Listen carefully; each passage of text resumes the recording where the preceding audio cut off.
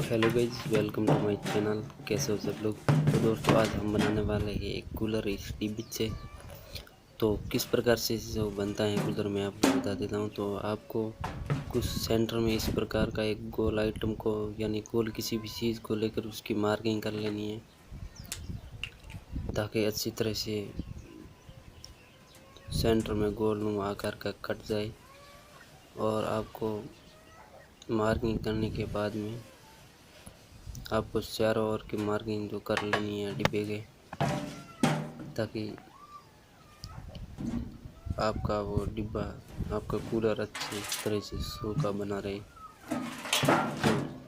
तो मैंने मार्किंग कर लिया और उसके बाद में तो मैं स्केल से पूरी इसकी मार्किंग कर लेता हूँ चारों ओर की। तो आपको स्केल से इस प्रकार की मार्किंग कर लेनी है ताकि टेढ़ा मेढ़ा ना कर सके, सही कर सके इसलिए।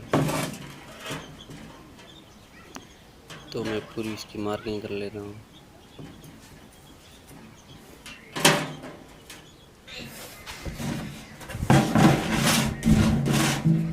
देखिए मैंने कुछ इस प्रकार से इसकी और जो उसको गोल इसको लाइनिंग कर दी है और इस स्केल की मदद से मैंने इधर 8 इंच और इस प्रकार से इसका जो लाइनिंग कर दी आप देख सकते हैं। और अब हम इसको कट करेंगे और कट करने के बाद इसको बनाएंगे कूलर। तो कृपया करके इस वीडियो को शुरू से अंत तक ज़रूर देखिएगा। तो कुछ प्रकार से मैंने आप बता दूँ, मैंने इस प्रकार से इसकी सारी है जो ये लाइनिंग कर दी है। तो मैं अभी इसको कट करने वाला हूँ और फिर आपको कूलर बना के दिखाऊंगा। और कट करने में अक्सा ब्लेड का यूज़ करूँगा। आप ग्राइंडर मशीन का भी यूज़ कर सकते हैं। धन्यवाद।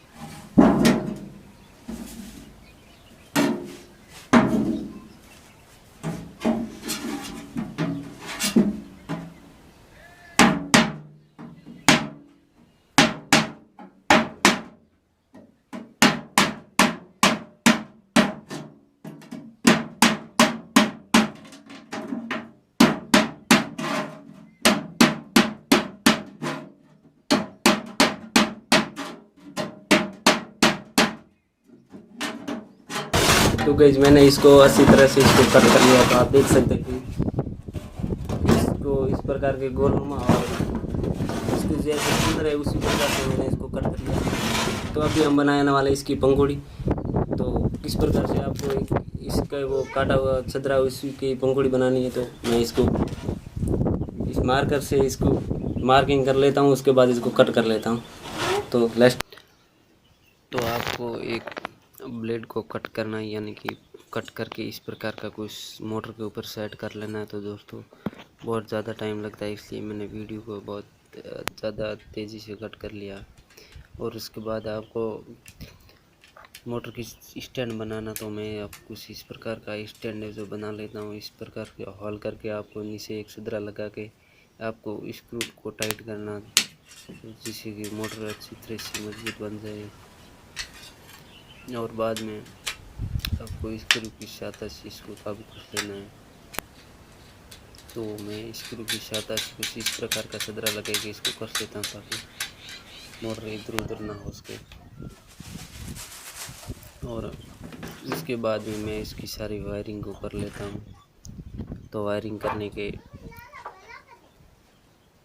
और आपको दोस्तों ध्यान रखना है, आपको अगर कूलर के अंदर आप पानी भरते हो तो आपको इसके ऊपर एक कैरी बैग को कर देना चाहिए, यानी कि पॉलीथीन को कर देना चाहिए, ताकि इधर इसके अंदर पानी ना जा सके और यह आपका सेफ्टी रह सके। तो मैंने इसको कुछ इस प्रकार का छिद्रा है जो बना लिया। इसकी पीछे जो कॉर्नर पे थोड़ा थोड़ा हल कर इसकी तार बांध रहा हूँ, ताकि इसको बीच में सेंटर में इसको मजबूत करना है,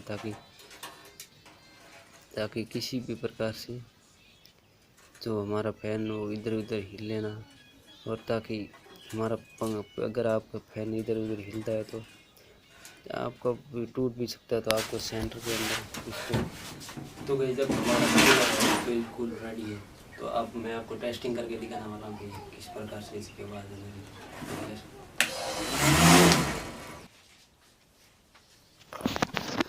तो गाइस आपको इस प्रकार की एक बोरी या फिर आपको एक कपड़ा चील देना अंदर की ओर, ताकि आप जब पानी डालें तो और ठंडी हवा फेंक सके।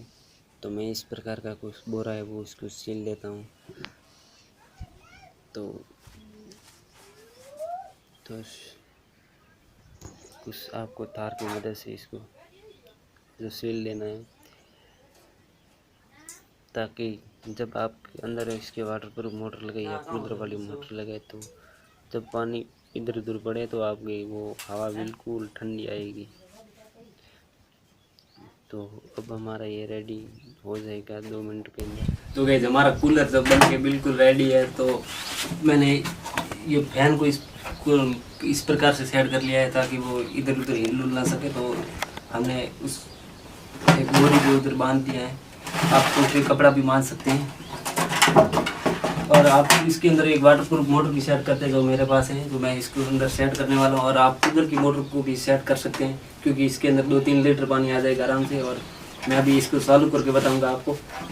और इसकी खास बात यह है कि ये जो हवा बहुत ठंडी फेंकता है। तो मैं चालू करके आपको दिखाने वाला हूँ, देख लीजिए आप देख लो। मैं आपको बता दीजिए तेज हवा फेंकता है।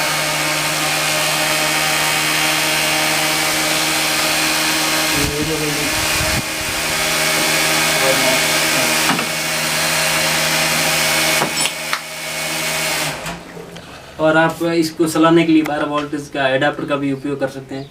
मैंने तो 12 वोल्टेज की बैटरी का उपयोग किया है। तो